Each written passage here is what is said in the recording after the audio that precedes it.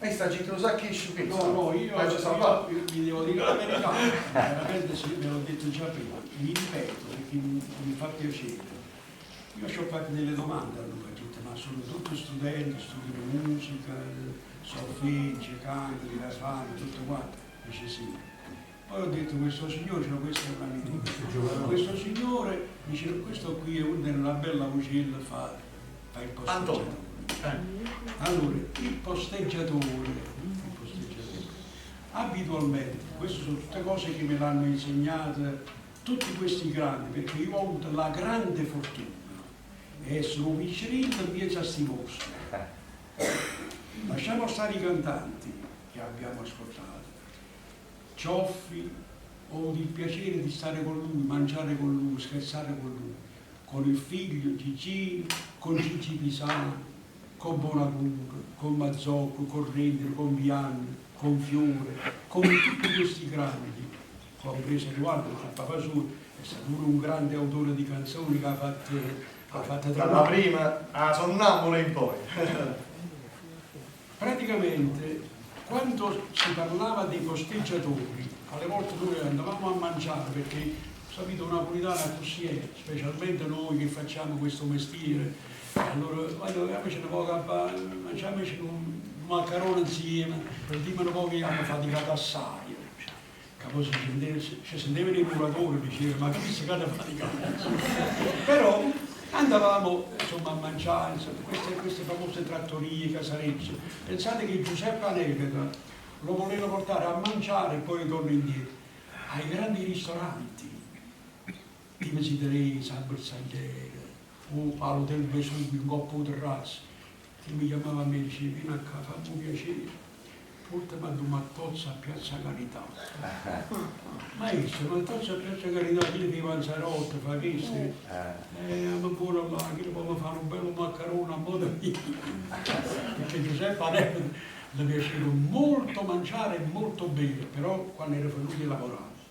Pensate che si fece fare da una vetreria, allora si faceva questi famosi, si fece fare un bicchiere truccato, un bicchiere truccato, e lo portava sempre dal giornale, come se per esempio si porterà che sa il sigaretto, porterà, non lo so, non so che. Quando lui andava, e lo portavamo insieme, sempre che a chi le piaceva, si mangiava questa cosa come piaceva a lui, che facevi? Gli vediamo questo bicchiere e ci trovava questa giornata da vicino. E lo mettevo un po' per là, e poi lo tavolo. Allora io dissi, che ci stava molto in confidenza, oh papà, ma recitemi una cosa, ma perché voi non volete in tuo bicchiere la trattoria? Dice no per igiene, sa, perché questo qua tengono pochi trucchi. Allora dico, scusate, che resto trucchi? Dice perché se prendo un bicchiere in un ristorante, chi lo bicchiere fa 6 al litro, chi su qua invece fa un bicchiere e via. Ma vi giuro sulla mia vita. Dice perché, dice, voglio così, quando mi bevono un bicchiere di vino Cristo, che ne sono convinto che mi facevano un bicchiere di vino regolare. Invece a me ogni 6 bicchieri mi ha fatto 3.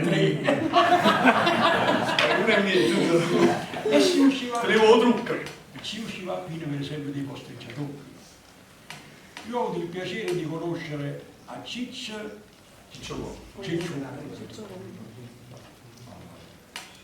Ecco vuol dire.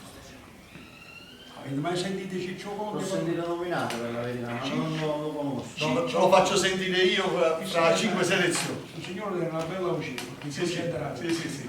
Da quanto pare. Ciccio Conte è stato un posteggiatore, cesellatore e nello stesso tempo dicitore. Senza offesa a nessuno.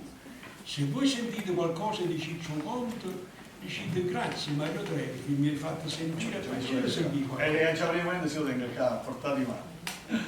Quindi ne voglio per esempio i riparati, ma devo vedere quello che tengo, perché io... Ciccio Monaco si presentava nei grandi locali tipo Teresa, Bersagliere, e quando andava... Eccolo qua, di paragoni. Oh, mamma mia. Ciccio Conte, signori.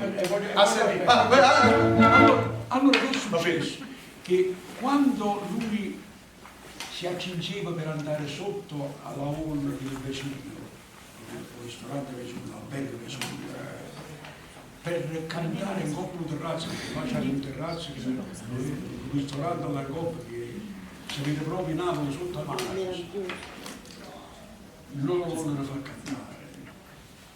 A un certo punto avete fatto questo, avete sentito, non volete fare salire, però portatemi qualcuno di voi, venite a sentire dalla Teresa, se vi piace vi fate salire.